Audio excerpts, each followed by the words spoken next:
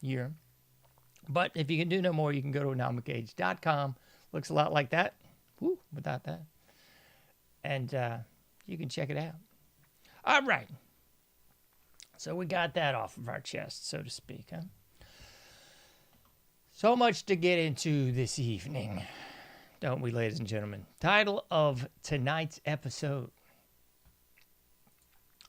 New Year, Same Agenda. That's exactly what we got going on, folks. It is indeed the new year, but the same stinking agenda.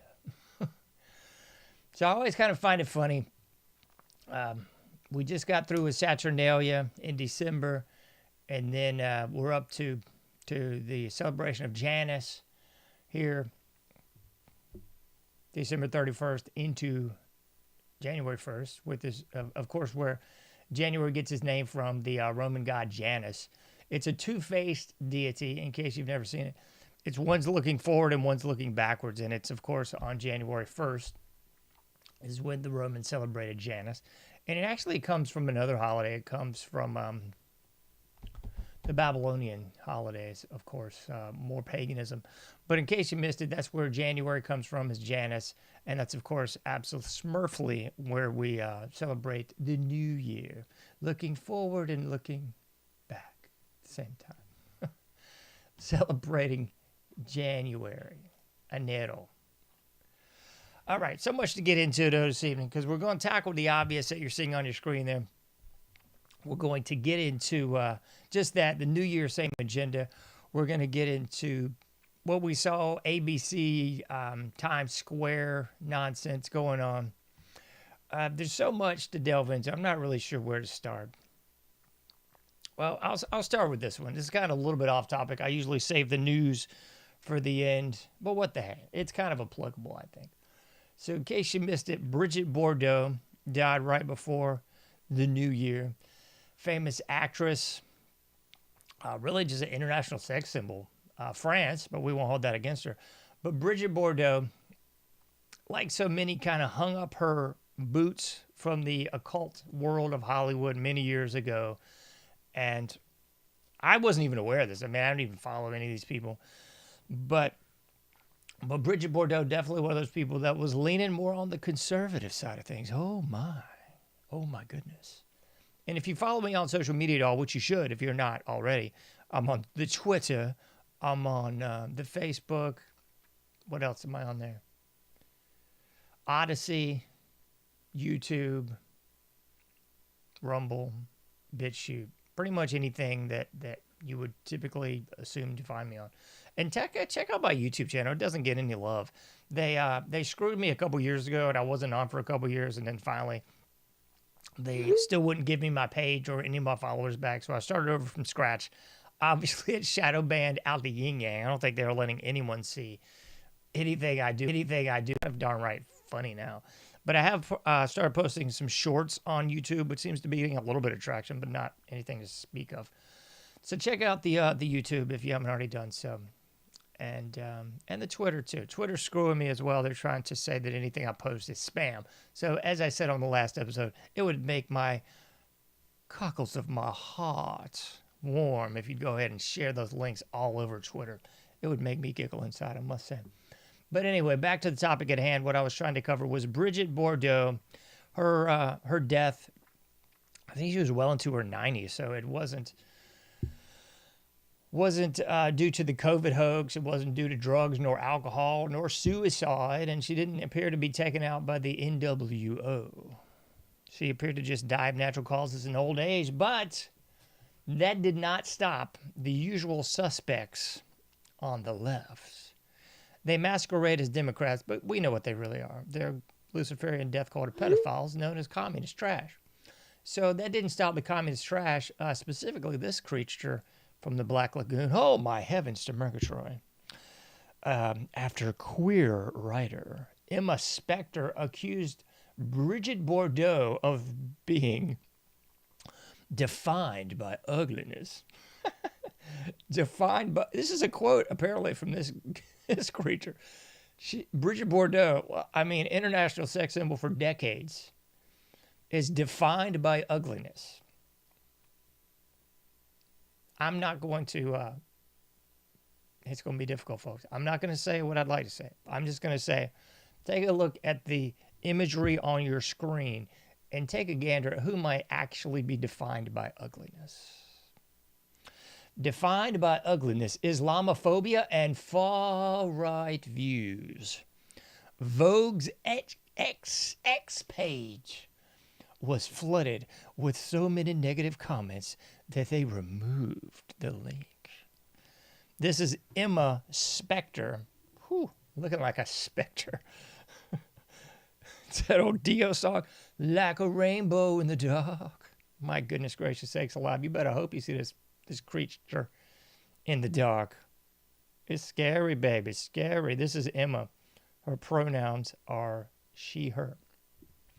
Anyway, so this creature from the Rainbow Lagoon is, of course, calling Bridget Bardot bad. She's shaking her nanny finger at you because, of course, I guess she wasn't left. Oh, my goodness. Anyway, I don't think Bridget Bardot is in any way worried about that in the great beyond. And for my money, I don't think she was worried about that while she was amongst the living. So, shrug it off. Brush your shoulders off, Bridget. Just common street trash. Being common street trash. But that's not really what we wanted to talk about this evening. We got so much to get into, and I know I've said that 4 times. I'm going to try to stop it. The mainstay is, of course, what ABC News was peddling in their Times Square coverage. And it really plays right into old Spectre there.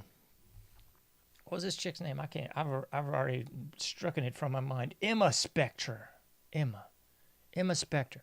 It really plays right into the usual suspect buffet of buffoonery lifestyle of trash that Bridget Bardot was not a part of, but Emma Spectre was clearly bathing in.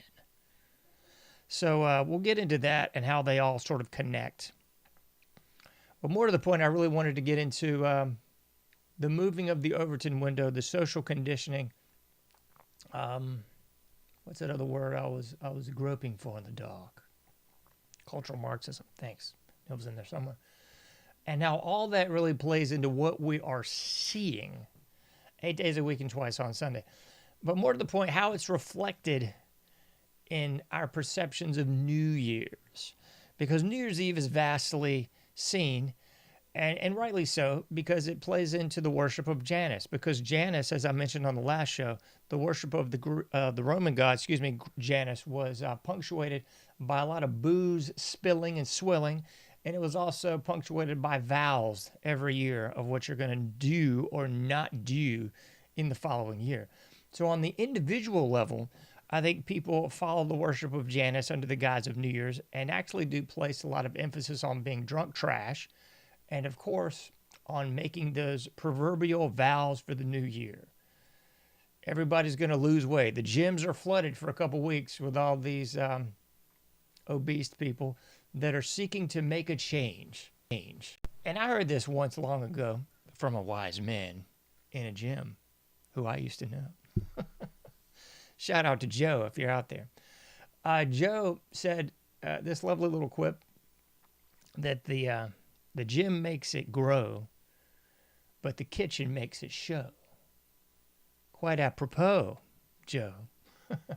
So what old Joe was trying to tell me there, what I basically already knew, but in case you missed it, all the working out in the world ain't going to stop the battle of the bulge that you're waging internally if you're still doing the same old song. And the same thing with the parasites as well. The parasite cleanses are only as good as your dietary changes. And they can't be short-lived. That's why the diet don't work. It's a lifestyle change, not a diet change. So I say all that to say this, folks. You got to cut out the seed oils.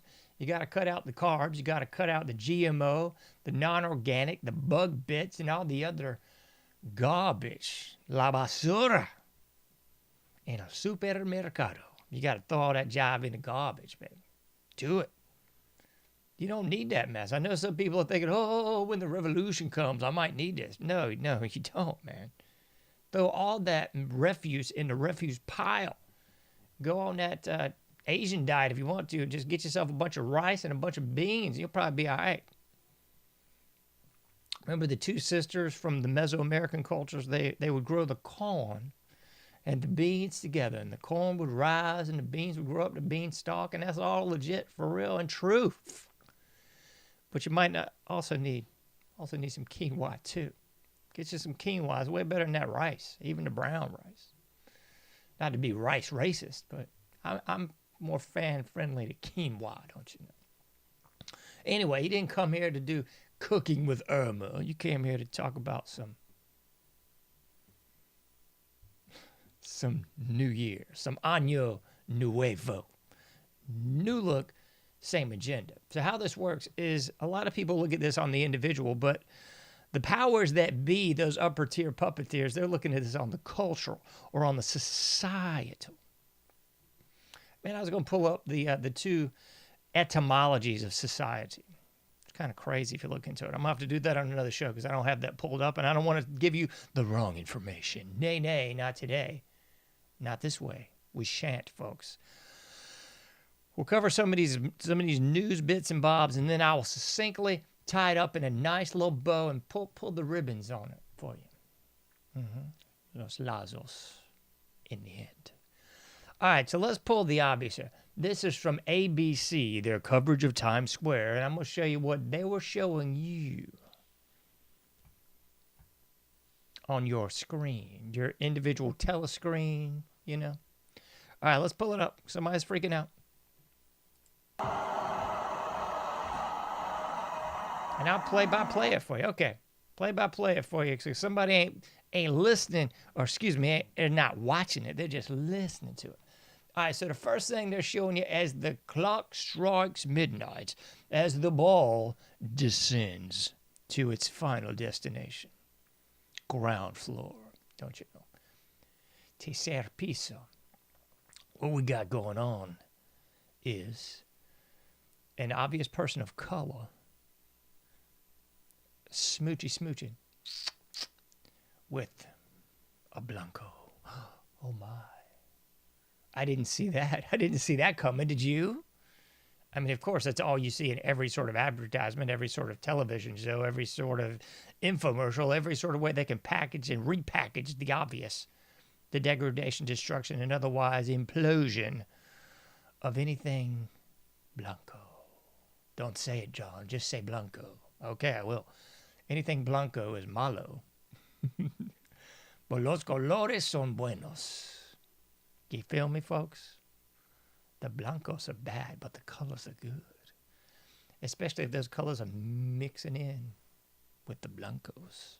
Here's the funny part, though. You know this is obviously a Little Hats orchestrated deal because you never see, hear, or even get an inclination of anyone of the Jewish origin, ancestry, or locale mixing in with anyone of any other race, nationality, nor ancestry. That's only for Los Blancos. You don't see that amongst the Amish. You don't see that amongst the Asians. You don't see that amongst the Indians. And you don't even hardly see that among the Hispanic. But you know who it's always good for? Los Blancos. Just so you know. So that's what we're seeing first and foremost on our screen. But wait, there's more. Because then they fade to the Invisible Man. Great story.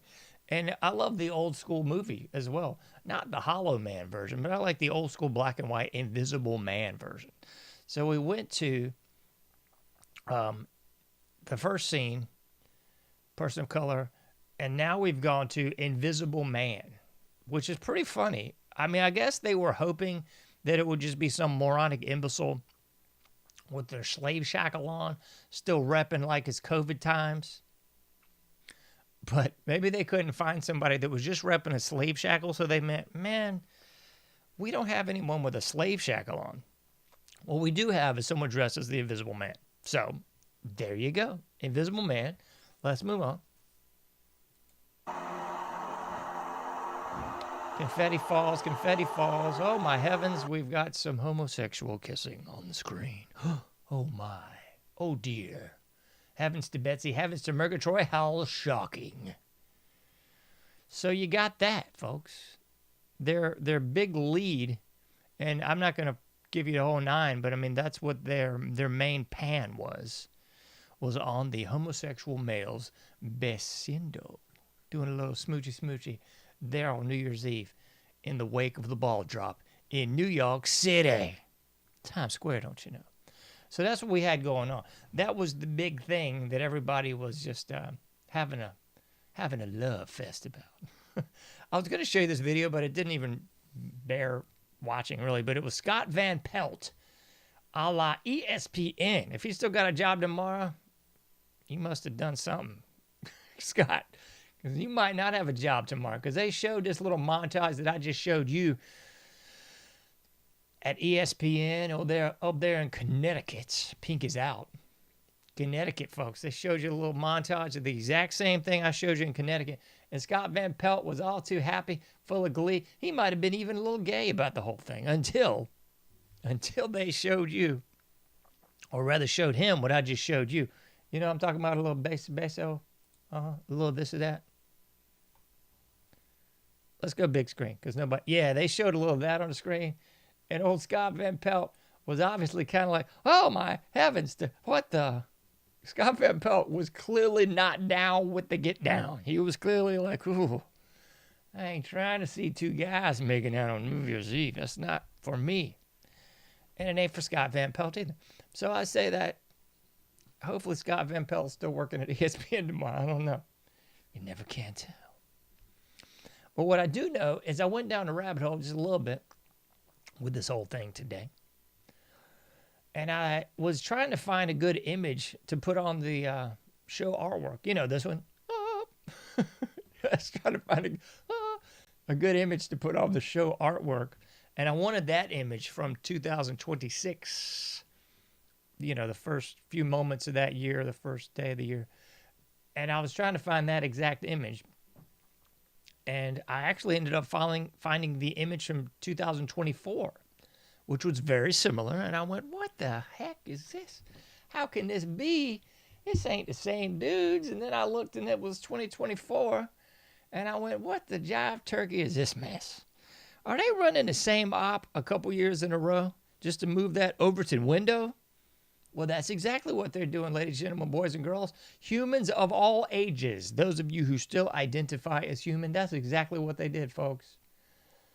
They went, we're going to run it back. We're going to run that same play again, year of our Lord, 2026.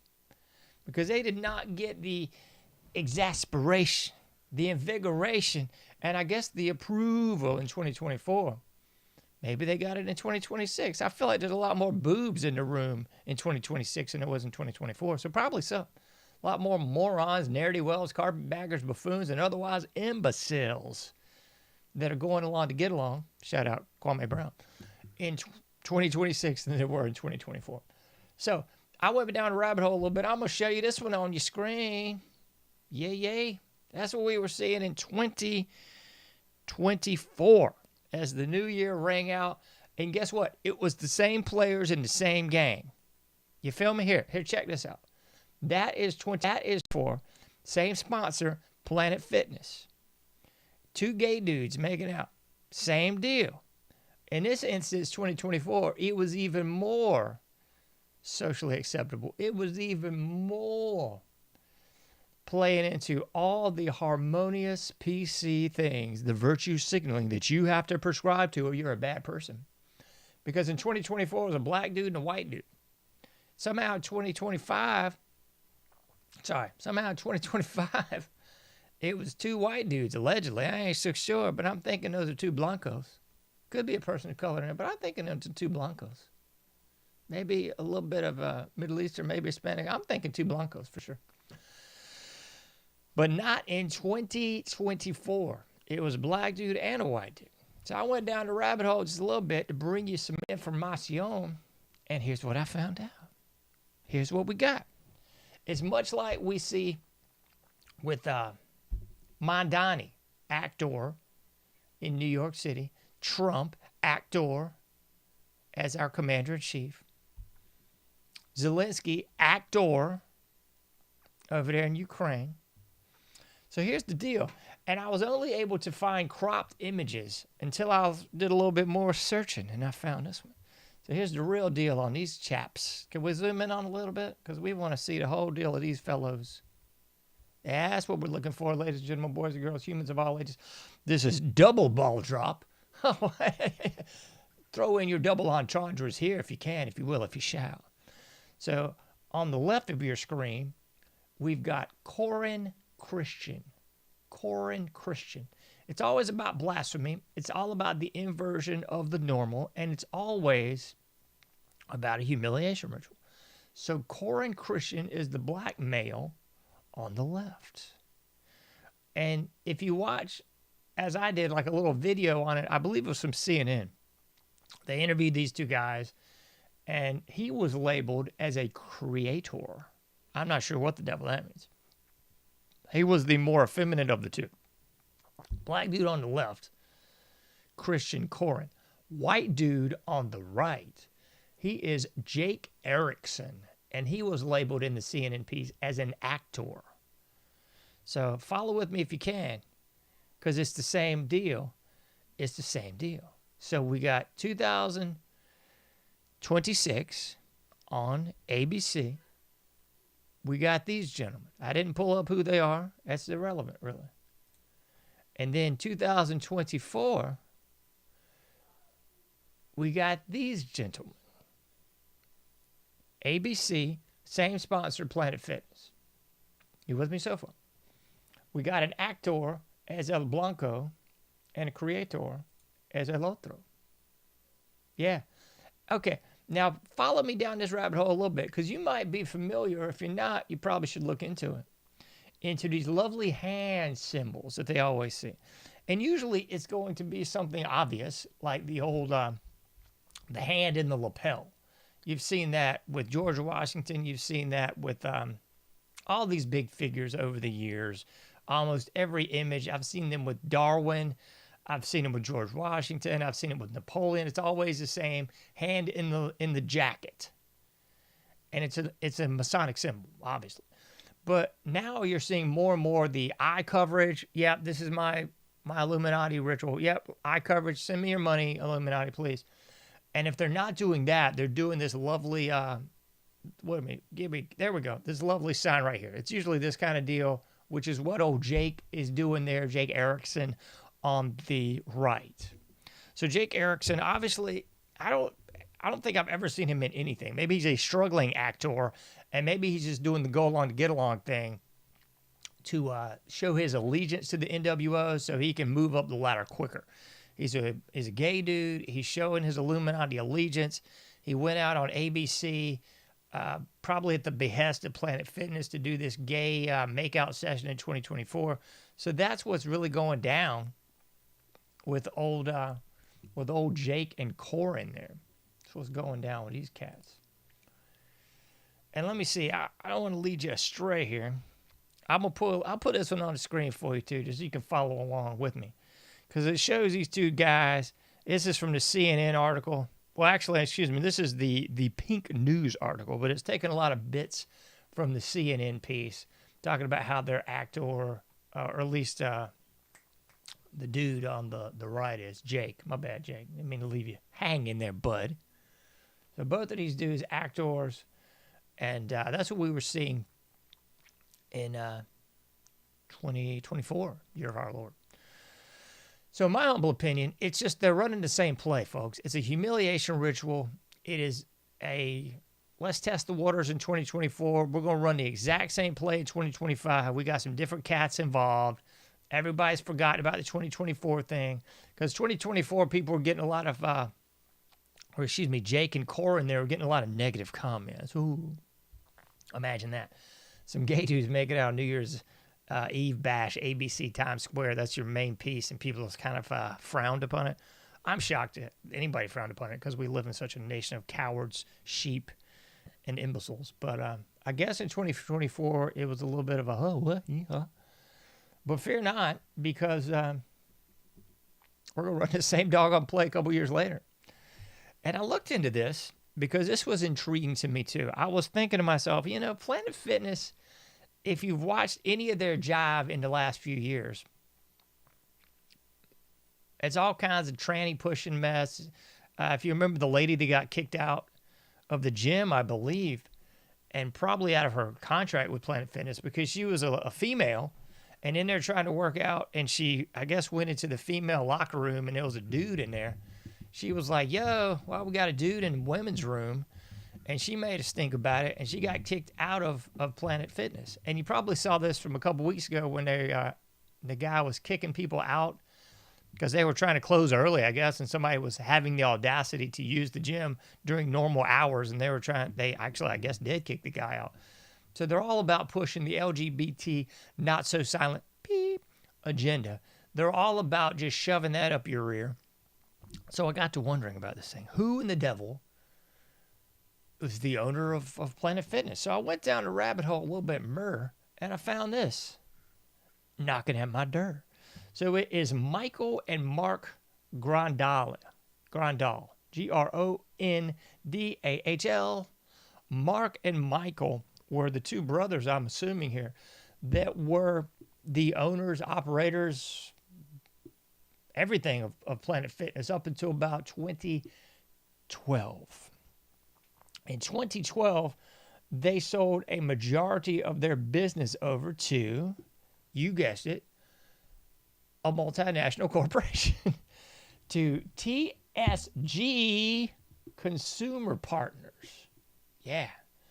So they sold out to a consortium there, a private equity group. Sounded a little like BlackRock and sounded a little like all these other conglomerate corporations that are just buying up everything to, fro, and everywhere you happen to go and completely destroying it, because that's exactly what happened. So I did some looking there, and we got Charles H. Hesserman as their executive CEO. Charles H. Hesserman. You might want to look into his name a little bit. You might want to look at a little bit more about old Charles H. I actually went down a little bit deeper on this, and to be in San Francisco-based company, which this is, obviously. So they're going to be pushing this LGBT Elemento Not So Silent P agenda. But oddly enough, Charles H. Esserman seemed to be supporting, I won't even say conservative candidates because that doesn't mean a hill of beans anymore. But he was at least giving monies to conservative parties over the last 10, 15 years. But it didn't really mean a heck of a lot. It was folks like McCain. I can't remember. Who was the other boob that was, let me see if I can find it real quick. There we go. Pull up that one for you. It was McCain and Mitt Romney. That was him. So he was definitely giving some money to McCain and Mitt Romney. These aren't conservatives. These are just commie trash wearing a different colored hat and, with a stupid different mascot behind them, I guess. But one of the other ones that they were clearly communist was Downtown for Democracy. They apparently gave some money to them in 2018. So when you look at old Charles H. Esserman, you should obviously know, I don't know, I'm not going to go out on a limb and say gay, straight, otherwise. I'm not going to go out on a limb and say what he's affiliated with party-wise, because those donations don't mean jack. San Francisco tells me a lot. That would definitely give you a big wink and a nod to the kind of jive turkey mess that they're obviously peddling, which is a lot like this. So it doesn't surprise me at all to see, know, and appreciate what Planet Fitness is all about. I knew that before. And then sort of playing connect the dots here, 2024 and again in 2026, they're pushing that same old bull jive, folks. And here's a big wake-up call. You don't just get those things shown all over national and international television without some okay from somewhere. Because I guarantee you, if the camera panned to two conservatives out there with a MAGA hat on, whoo, that would be no bueno for those folks at Planet Fitness. They would have had a spell, and that would have never, ever happened on that big of a broadcast. So they're definitely picking their audience. They're picking the agenda that they're trying to push. That's very much prima facie with what I've already shown you, from the previous there, when we went through and showed all the different video montages, person to color, making out with a white chick. Dude looked like he's the Invisible Man. I guess they were hoping that they could pander to those morons that are still imbued with the sickness that is the COVID hoax. And then they had to go gay dudes making out for their final crescendo coup de grace to really round in the new year. So that's really what we got to talk about. But that's really shallow into the pool, because someone's going, John, you already covered this, man. We already know the deal. You just kind of took us a little further down the rabbit hole, and perhaps maybe Eve and we wanted to go. But that's not really it, folks. That's not really the reason for the season. Anoche, not tonight. Because what this is all about is conditioning, folks. It's social conditioning. So if you look at this, it's a gradual movement of the Overton window. I looked at some comments today. People talking about this, and they're like, oh, my mom was in the room and she was disgusted by it. And other people say, oh, this would have never happened 10 years ago, would have never happened 20 years ago. It would not have. You are correct, absolutely correct, folks. And what this is all emblematic of is a gradual, and they've kind of just, they've gone from not gradual anymore to almost light speed of the movement of the Overton window. I've talked about this 8 days a week, twice on Sunday on this show. So if this is new to you, then check all the old shows. I'll give you the encapsulation Cliff Notes version tonight. I would submit to you that easily since the 1960s, we have seen a orchestrated move of the Overton window. It is indeed cultural Marxism. There's no other way to look at it. And the irony of ironies is when I first kind of looked into a lot of this stuff 10, 15 years ago, the notion of cultural Marxism online was some sort of like, it was akin to pseudoscience. It was akin to conspiracy. It was perhaps akin to phrenology or so. People believe this cultural Marxism jag. It ain't so funny anymore because it's all in your face. It's all prima facie. This is nothing new under the sun anymore, folks. This is just the norm.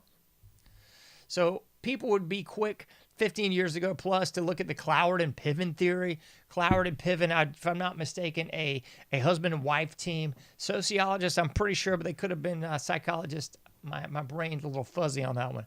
But this came out in the 1960s, the Cloward and Piven theory. The destruction of the society, of the culture, and of its norms, most specifically, by hijacking the popular culture of the day, by hijacking the institutions and destroying them from within. If you connect a whole lot of dots here, it's very emblematic. It's the exact same playbook of the Antonio Gramsci works that you're going to see in, it's usually depicted in literature called the prison notebooks. Antonio Gramsci, communist, early 1900s Italy. He was in prison for being a communist piece of trash, but his works lived on. So the Antonio Gramsci works, that's what you're going to see early 1900s, and that's really the playbook of the cultural Marxism, the German system that really became the norm in Chicago and in New York. The Frankfurt School, in case this is new to you, the Frankfurt School. Frankfurt, Germany is where this is coming from. So, kind of starting out with Gramsci, moving into Frankfurt School, Frankfurt, Germany, getting supplanted and put into, especially Chicago, especially New York, hijacking every single arm of academia. As I've said ad nauseum on this show, it's K through 12 indoctrination, college, university, weaponization. So that's the primary movers and shakers that are moving what's referred to as the Overton window. If this is new to you, again, Overton window, the things that are accepted, the norms within a society. So in any sort of societal construct, it kind of plays on the binary opposition that we've talked about forever and a day, the binary opposition of Claude Levi-Strauss. And you put that, of course, into the communist blender and shake it up, and you'll get the proletariats and the bourgeoisie from Marx and Engels, of course, predating the work of Claude Levi-Strauss. But again, it's kind of all predicated on that binary opposition. We have to supplant the ruling class, the bourgeoisie, and the only way we do that is through the struggle and overthrow by the proletariats, the working class, The irony of ironies is the working class is then just supplanted with state-run control of production. So nobody owns jack. At the end, it's a dictatorial state-run owning the means of production. It's antithetical to logic if you really break it down and look at it, but I don't want to take it down through the weeds of theory here. So we've looked at the Cloward and Piven. We've looked at sort of where it came from, Frankfurt School, all the way back to Gramsci, prison notebooks, struggle out of the Marx and Engels, throwing in a little bit of Claude Levi-Strauss, binary opposition. All this is what's really going on, folks. So in order to move that Overton window, you slowly infiltrate the system, infiltrate the institutions. Just like we heard with Gramsci, just like we saw with Cloward and Piven theory from the 1960s, that's what they're doing, folks. It's the movement of the Overton window subtly. But since the 1960s, it's very much been an obvious move of the Overton window. If you look at early 1960s, you see the advent of the birth control pill. You weave that in with the free love, sexual revolution. That was all 1960s. I always forget this guy's name.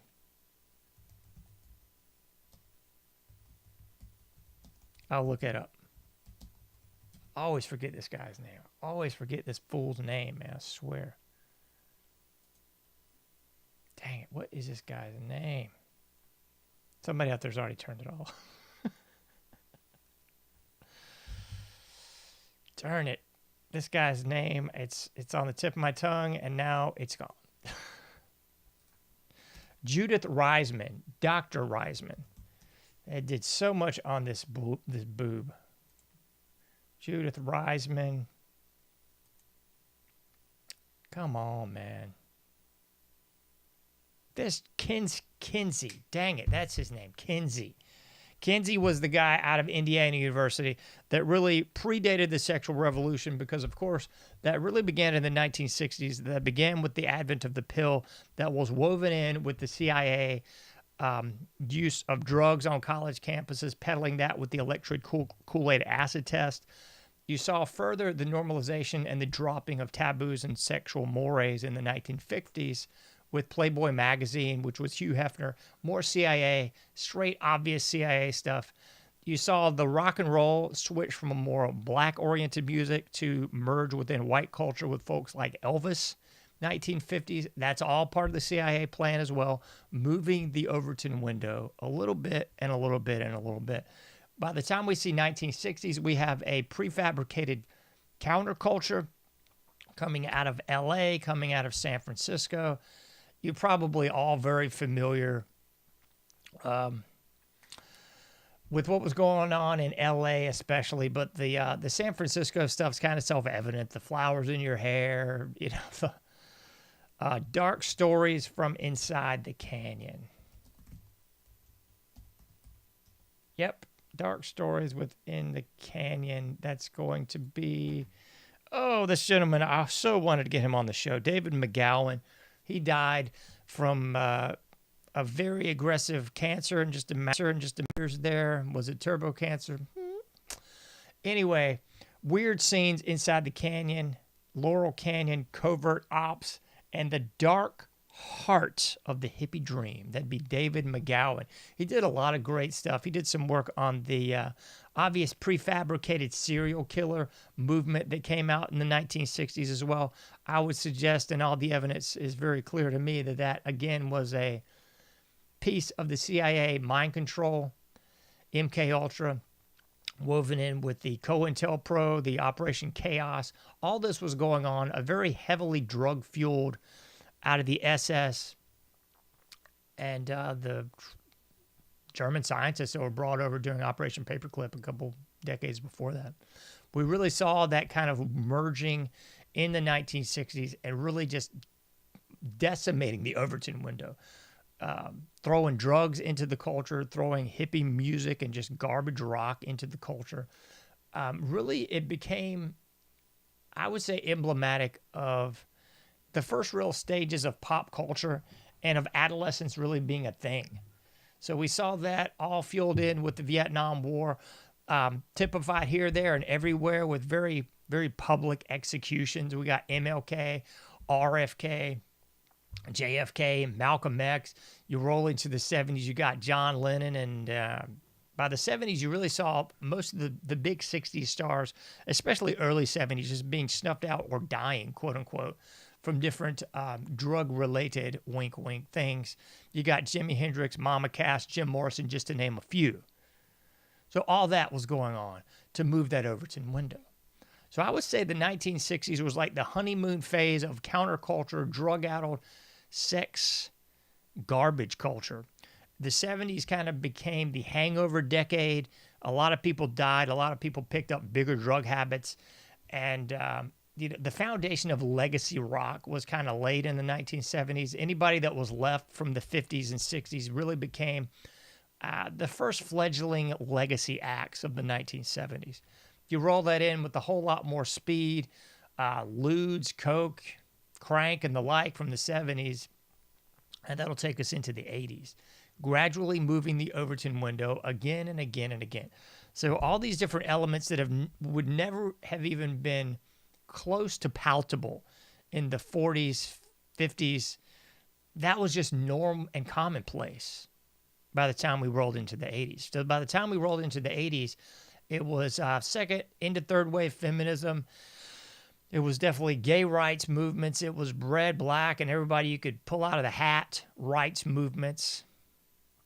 It was the subordination of anything that would be considered Christendom, anything white culture, anything heterosexual culture. All that was becoming taboo by the 1980s. Again, the movement of the Overton window. So everything that was once taboo within the culture, everything once that was deviant within the culture, it only took about 20 years, maybe 25 tops, to really have flipped the script, and everything deviant is now normal. Everything taboo is now commonplace. So that's really what we got going on by the time we roll into the 1980s. So somebody's going, whoo, you covered a whole lot in a short amount of time, John, and yes, I did. So you might want to take some notes. You might want to jot this stuff down. Hit pause, rewind if you need to.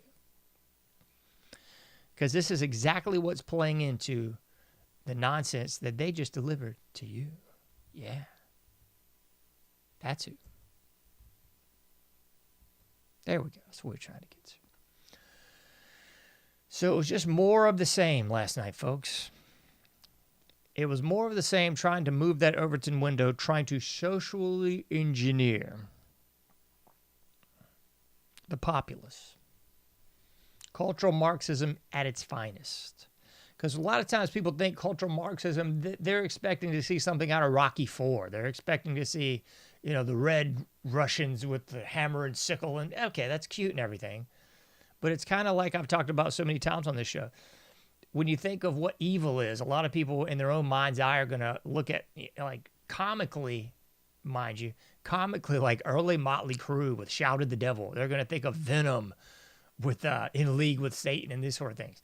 But you should probably be thinking more along the lines of the pop stars that you've seen for the last 60 plus years. That would be the actual Satanists. That would be the actual people practicing the dark arts. In case you missed it, folks.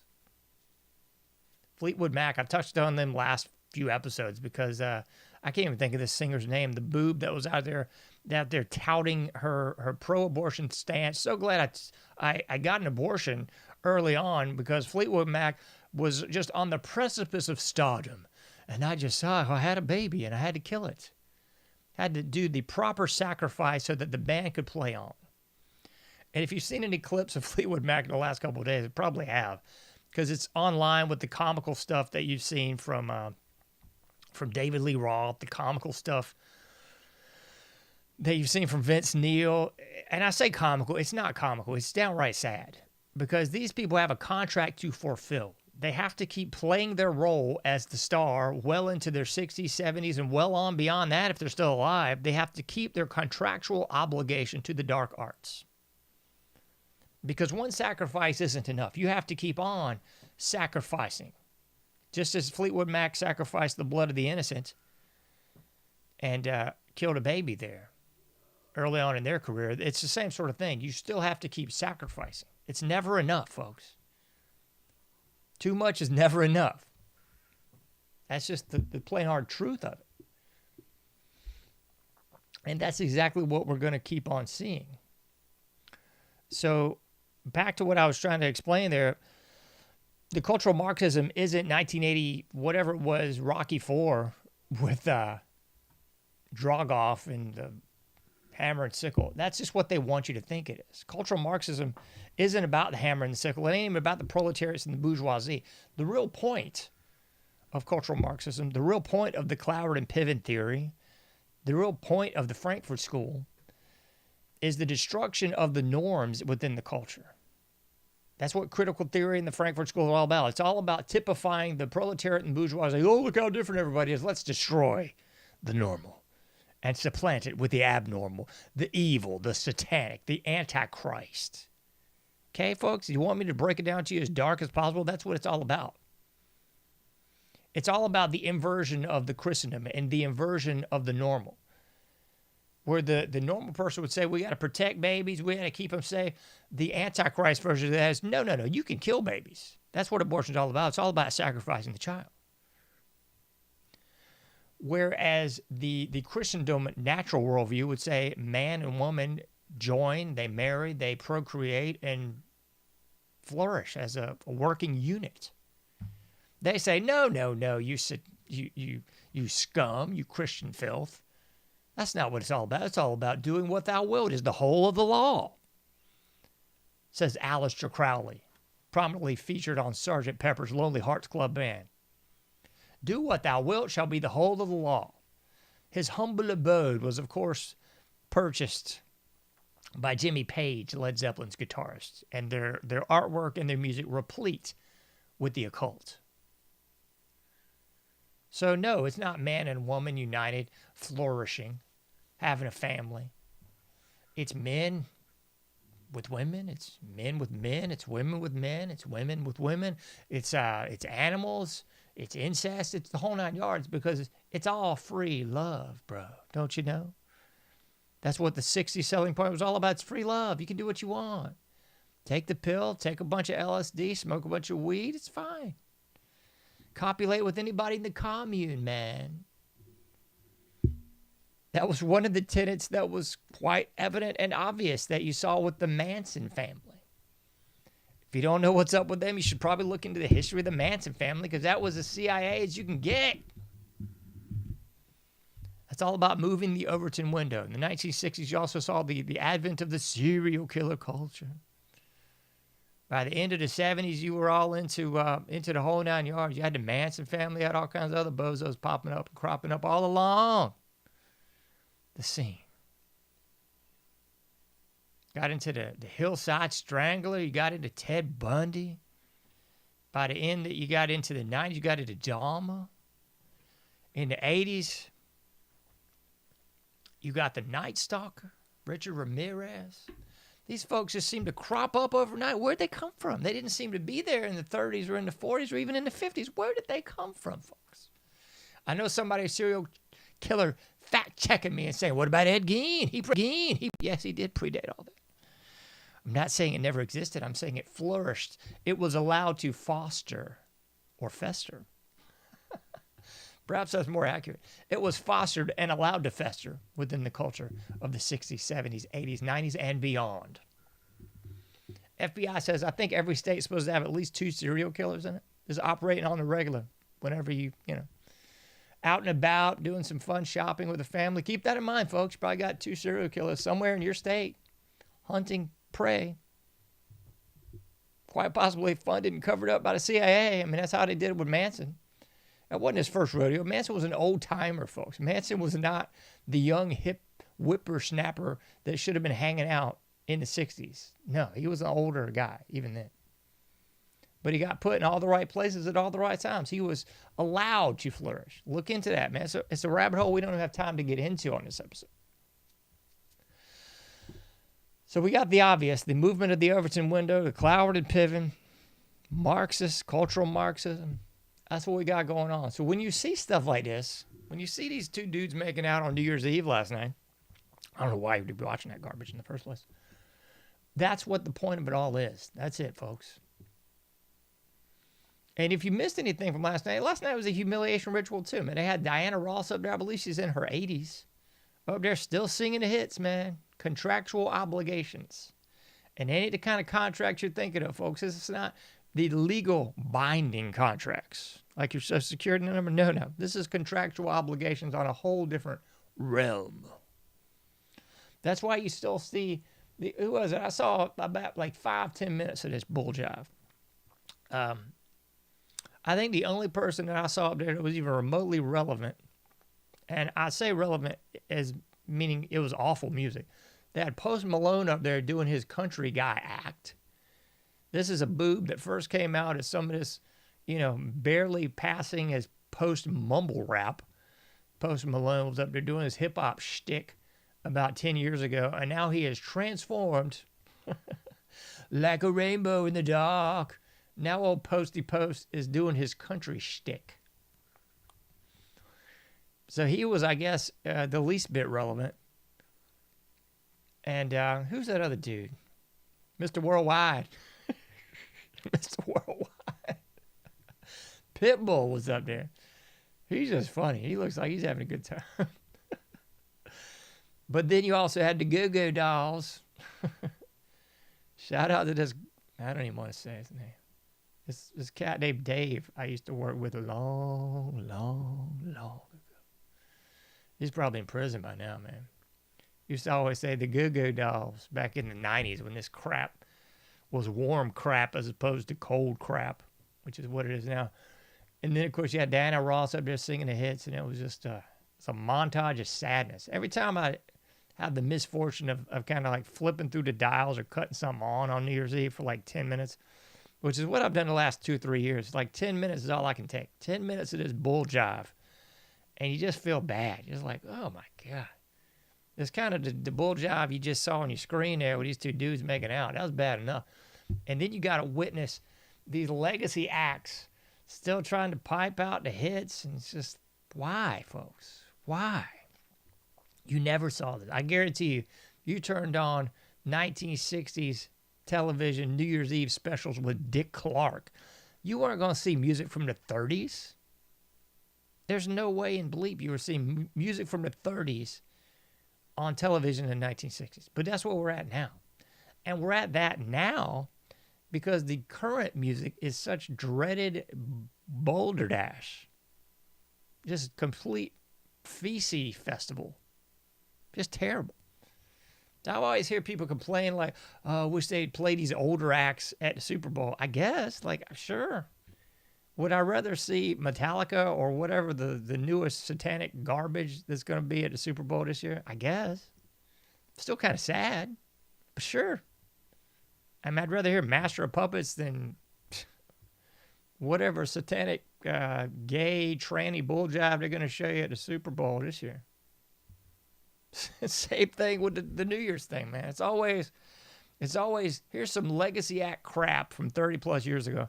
And then here's some tranny, gay, satanic bull jive to just imbue that into the next generation and pass it off as normal. Move the Overton window a little bit more and everybody will go along with it. Oh, okay.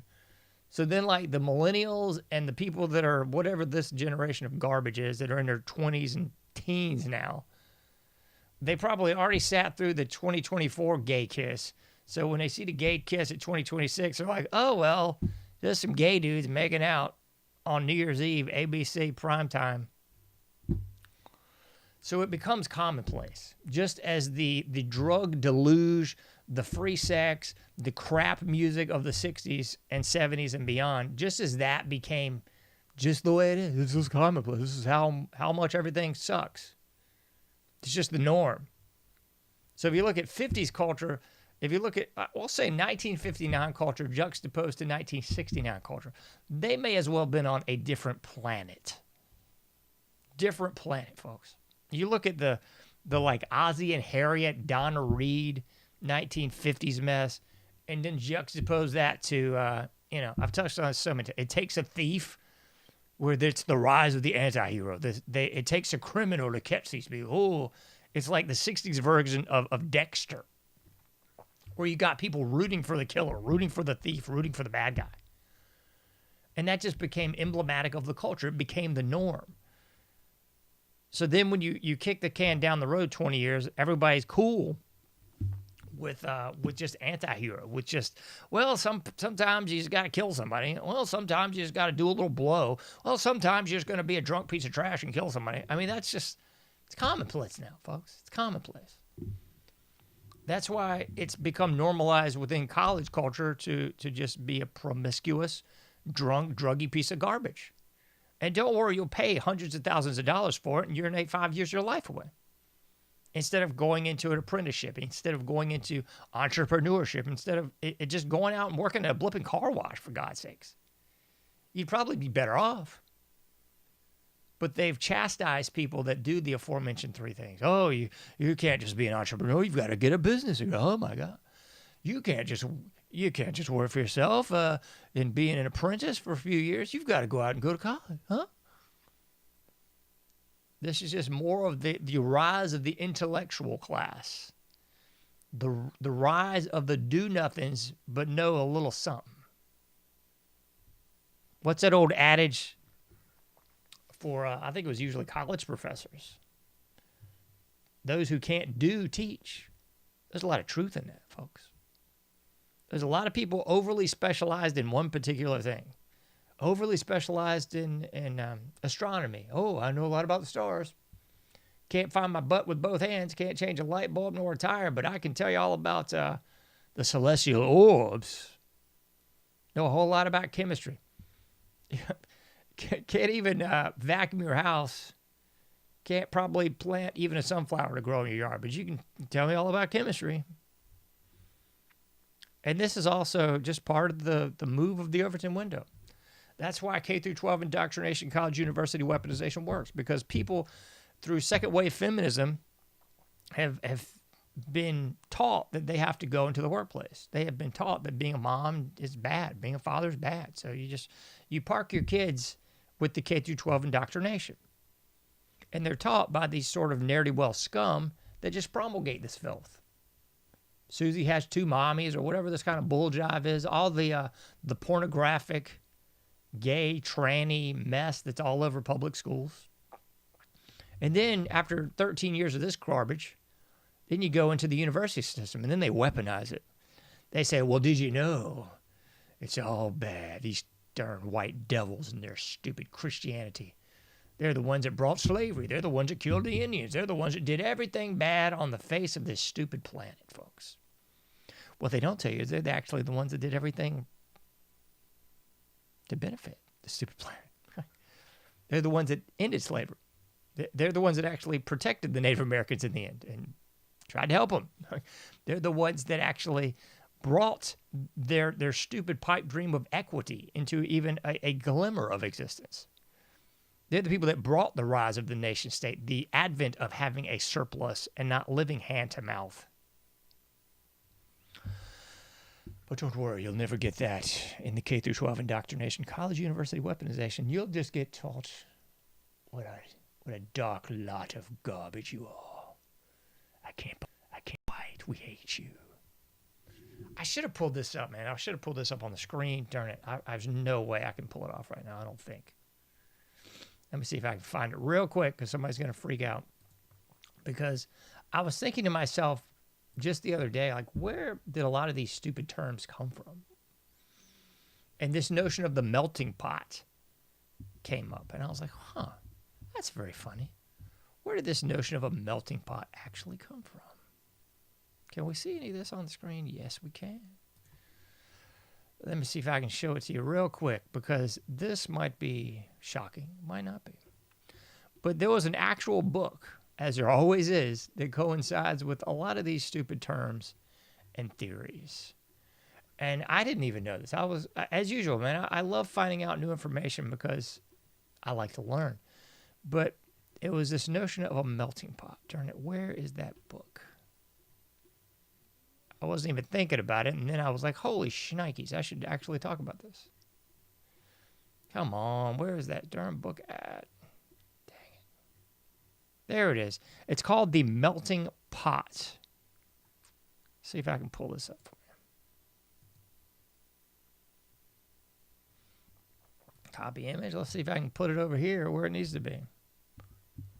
As I thought about it in a fleeting moment, and then it was gone. There we go. Put it on the screen for those lovely ladies and gentlemen in the audience. The Melting Pot. Get that out of here. God knows we don't want to see any more of that. The Melting Pot, the great American drama. And you might be thinking, who in the devil wrote this bit? By Israel Zangwill. The Melting Pot, the great American drama. This just might be a little food for thought for you folks. Might be a little food for thought. Because a lot of times we end up repeating the same dogma that we've been taught. Just like I've been trying to say for this episode. We repeat the same dogma that we've been taught. K through 12 indoctrination, college, university weaponization. And that, whether we know it or not, it moves the Overton window. Because before this book, The Melting Pot, the great drama, where did this thing come out?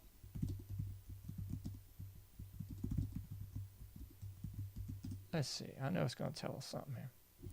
Melting Pot is a famous 1908 play by Israel Zangwill that popularized the metaphor of America as a melting pot. 1908. So a lot of times we think that we know where these things come from. We think, you always hear this separation of church and state, separation of church and state. It's not in the Constitution. It's not in the Bill of Rights. No. Not at all. It's actually in a letter written to a pastor talking about how Christendom should be protected and that the state could not inhibit Christians from being Christians. Not exactly how you hear this whole thing play out now, is it? So the melting pot metaphor, which we've all probably heard of, heck, most of us probably said this, we're a melting pot, we're a nation of immigrants. It came from the 1908 Israel Zangwill, Zangwill, Israel Zangwill. His little book, his little play, just throwing that out into the lexicon. So you got to look at where these thoughts came from, where these metamorphic ideas came from. Separation of church and state. We're all one big melting pot. It's no big deal. It's just dudes making out. It's no big deal to kill your baby. It's just your right to choose. You got to look at where these things came from, where these ideas came from, and how that subtle shift, the movement of the Overton window, the cultural acclamation to these very antithetical satanic thoughts. Where did they come from? Look into it, folks. Look into it. You can't do everything, but you can do something. Get out there, do your part, make a difference, and I'll be seeing you sooner than later in the Anomic Age.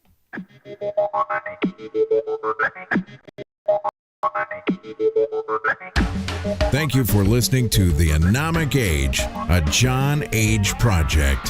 For past shows, further info, and to comment, go to anomicage.com. That's ANOMICAGE.com. Till next time, thank you for listening to The Anomic Age.